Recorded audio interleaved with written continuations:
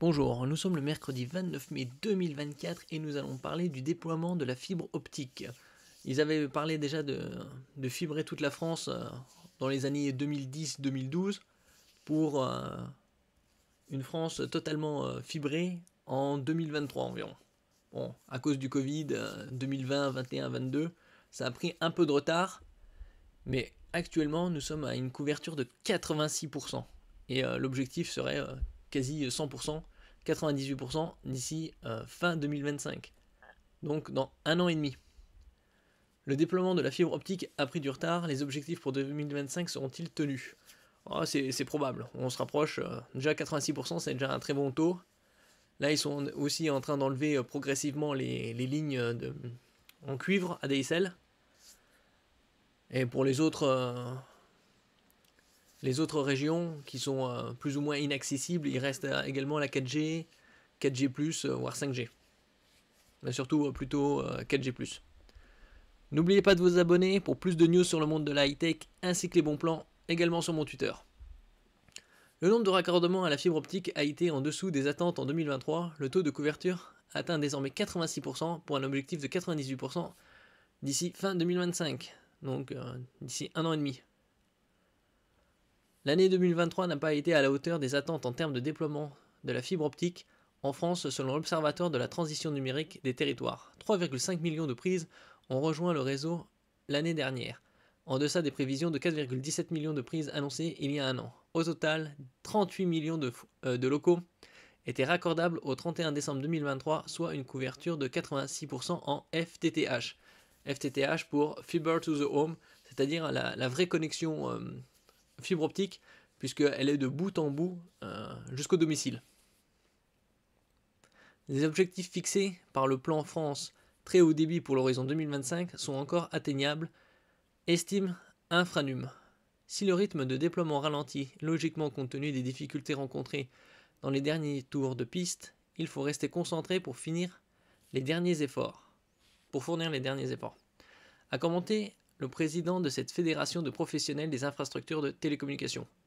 Ouais, je pense qu'avec tous les efforts qu'ils ont déjà fait, c'est la dernière ligne droite. Faut tenir le coup et c'est bon. Malgré les déploiements, la pénétration de la fibre ralentit. Au rythme actuel des déploiements, le taux de couverture du territoire s'élèvera à environ 96% en 2025, soit un gain de 10 points en 2 ans. Mais il existe un scénario encore plus optimiste si les engagements de couverture d'Orange en zone AMII, appel à manifestation d'intention d'investissement, et ZTD, zone très dense, sont tenus. Il sera possible d'atteindre les 98% de couverture en 2025. Et donc proposer au moins 1 gigabit, voire plus selon les opérateurs. L'Observatoire a introduit cette année un nouvel indicateur, mettant en lumière le taux de communes ayant atteint un taux de complétude supérieur à 98%. En 2023, 36% des communes en zone RIP, réseau d'initiative publique, dépassaient ce seuil, contre 10% des communes situées en zone d'initiative privée. Comme le note le rapport, la question du financement des raccordements complexes reste un problème pour parvenir à la complétude. Ils avaient parlé aussi au début des années 2010-2012, quand ils avaient leur projet de fibrer tout le pays, que fibrer le pays coûterait environ 35 milliards d'euros, plus ou moins. Évolution du taux de pénétration en fonction de l'année de livraison des prises. Depuis 2015, ça avait commencé, donc sur un plan sur 10 ans. Puisque 2025, leur objectif, ce serait 98%. Par ailleurs, la couverture totale du territoire est loin de garantir des résultats en matière de commercialisation du réseau fibre.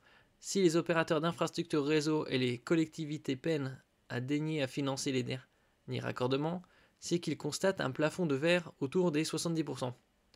Si un sprint s'opère à l'ouverture des réseaux, 30% à 6 mois et 50% à 2 ans, le taux de pénétration de la fibre dans les foyers stagne ensuite entre 50 et 70%. Les réfractaires devront bien y passer à un moment. Le démantèlement des réseaux de cuivre a commencé en début d'année. Oh, ça viendra avec le temps. Pour l'instant, ils restent avec leur système, mais progressivement, ce sera soit fibré, soit par 4G+, 5G.